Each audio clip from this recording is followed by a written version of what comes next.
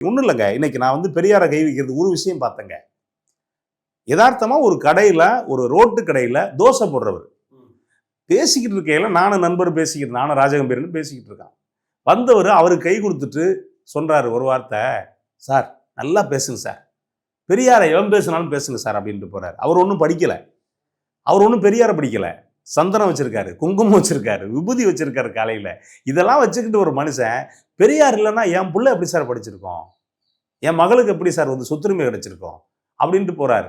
இப்போ பெரியார் என்ன பண்ணார் என்ன பண்ணாருன்னா இந்த வெங்காயம் கேட்குது இல்லை, இந்த வெங்காயத்துக்கு இது வந்து ஒரு சாதாரண ரோட்டு கடையில் தோசை போட்டுக்கிட்டு இருக்கான் பார்த்தீங்களா, சின்னதா, அவன் சொல்லக்கூடிய பதில் இது. அப்போ நம்ம எப்படி பார்க்கணும்? இவர் சொல்ற மாதிரி இவர் பெண்கள் வந்துட்டு நீ கற்பு பை எடுத்துட்டு போ அப்படிங்கிறே, உனக்கு அறிவு இருக்கா? முதல்ல நீ முழுசா பெரியார முழுசா படிக்கிறியா? நீ கற்பு பை எடுத்துட்டு போன்னு ஏன் சொன்னாரு?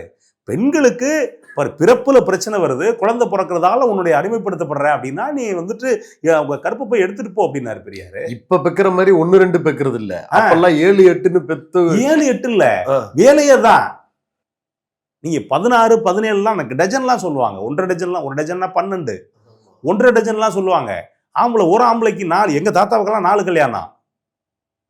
அப்ப இருக்கிறப்ப நீங்க வந்து ஒரு ப்ரொடக்ஷன் மட்டும்தான் ஒரு பெண்களுக்கான வேலை அப்படிங்கிறப்ப எப்போ காலம் குறித்து யோசிக்கணும்ல. நீ 70 வருஷத்துக்கு முன்னாடி பெரியார் பேசினதை வச்சுக்கிட்டு நீ இப்போ ஒப்பிட்ட அப்படின்னா, பெரியார் பேசின பிறகு தானே இவ்வளவு விஷயங்கள் மாறி இருக்கு.